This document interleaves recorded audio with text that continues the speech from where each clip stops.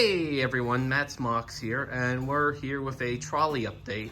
So there's the trolley, there's some stuff, but if we pan past James, behold, we've got seats now.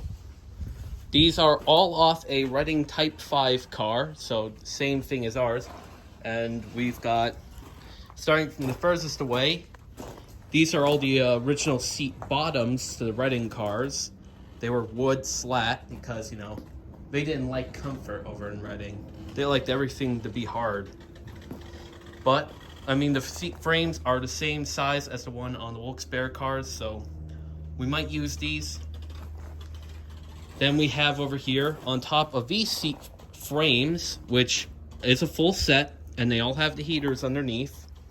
Some of them are a little ratty, but other ones are in very great shape. We'll be able to reuse all of them for the most part. We also have the doors. So this is really nice. We have the original door hardware. Again, the Reading Type 5s are the same as 790. They were all built for Boston, but redirected. But yeah, we have the full doors sets.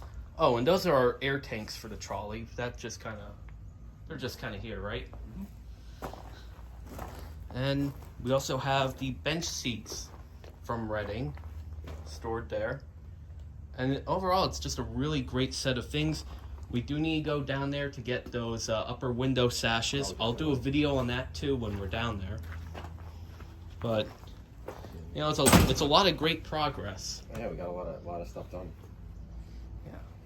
But that's pretty much it for this update. We'll get to work on it. Oh, I will say, Wilkes Barre seats were leather.